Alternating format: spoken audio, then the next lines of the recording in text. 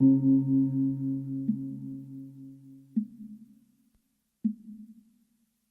Great Jordan Asceti, Chaitya or Stupa of BAUDHAnath, the largest in Nepal.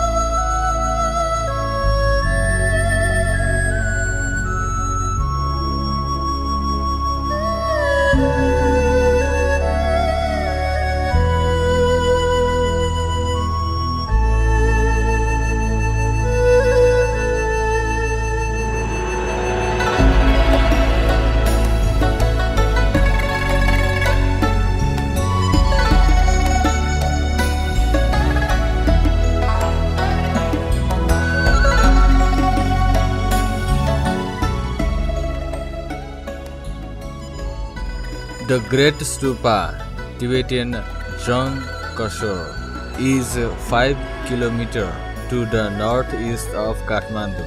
It is surrounded by many gompas and an arcade of shops.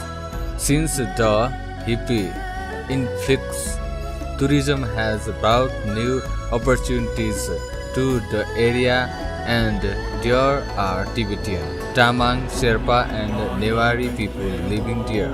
Venerable Tangu Rinpoche, on the cremation of Kyabji Tulka Ugyen Rinpoche, as the numerous stupas throughout the country of Nepal attest, in the past many great masters have come here over the millennia. Although in the last couple of centuries not very many masters have lived here, and so the string of the Dharma has become very thin. Still, Buddhism in Nepal has remained without vanishing.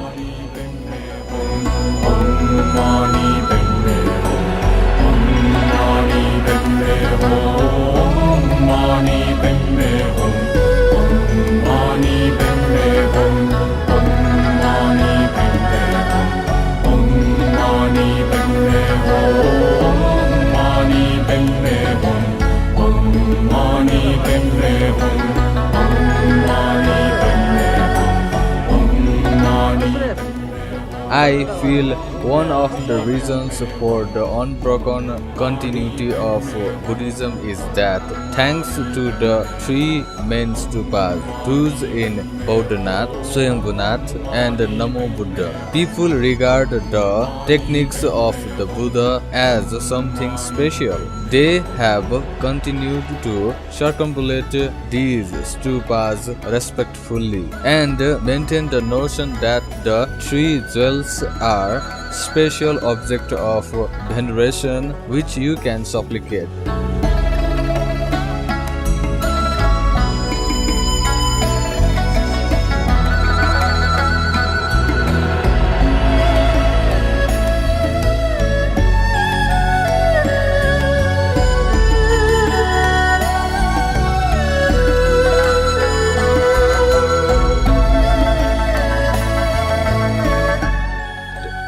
This stupa is the largest Buddhist structure in Nepal and has been a power place and an important site of pilgrimage since its construction on their way north out of the valley.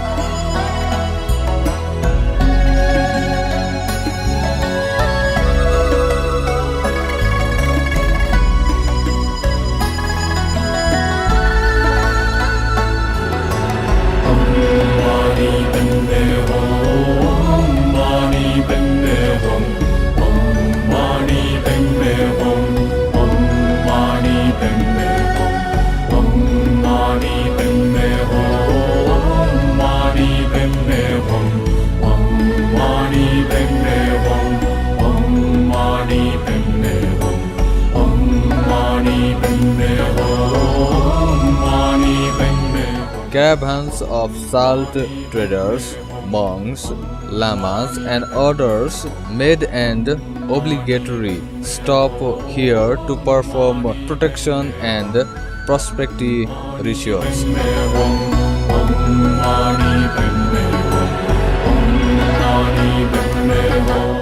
Nepalese historians trace the construction of the stupa to the early regime of Manodeva, who ruled Nepal in the 5th century CE. The Vajrayogini construction. According to Nepalese folklore, during the reign of King Vaishadeva, there was severe drought in the land. When he consulted his astrologers, they advised the king to locate a man with the 32 auspicious necks and sacrifice him to propitiate the rain goods. He trained summoned his son, person he would find sleeping at a certain place. Mandev did as he was told, and immediately rain began to fall. As in many tales of the nature, he was horrified to discover he made slain his own father. In his mystery, the prince placed to the goddess in the form of Vajrayogini. In Nepal, her name is pronounced Vajra, relating a bird. She commanded him to build a stupa at the spot where it would land. This is the site of the great stupa, the widow's endowment.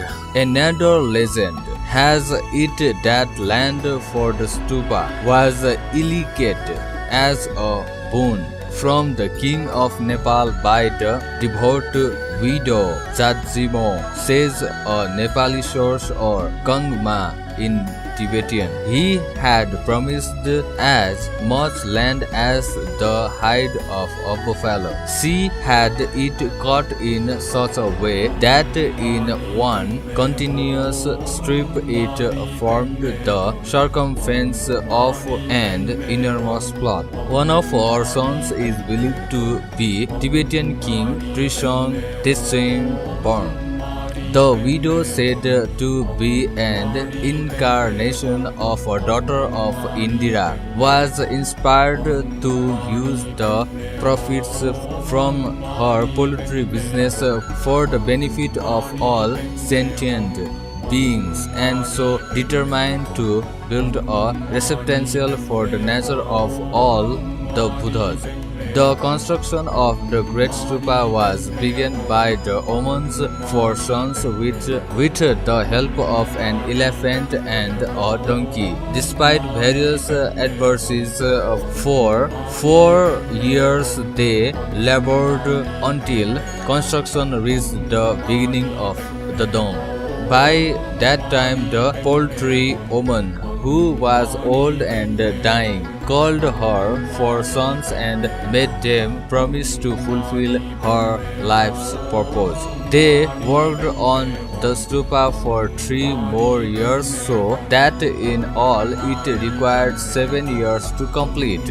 Modern times, any negative occurrences that have beset the stupa are seen as a fulfillment of Guru Padmasambhava's prophecies concerning the Kali Yuga. In the early 19th century, the king of Nepal officially declared that the Vajra Lamas, or Chinese Lama lineage would be the offering religious body at the Great Stupa. This may have been an early attempt to elevate the conflict that exists between local Tamang landlords and Tibetan monks. In the 1960s, many Tibetans, seeing refuge from Chinese aggression, settled around the stupa and opened factories and shops there.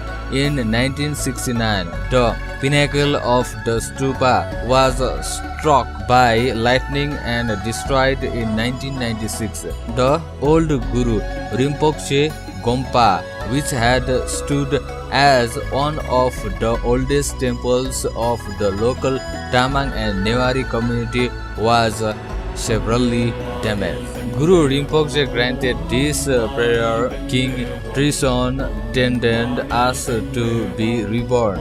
as the assistant or restored the Grand Stupa, and his at end and prayed that they too should be born to assist in the restoration. Mani Padme Hum, Mani Padme Hum, Mani Padme Hum.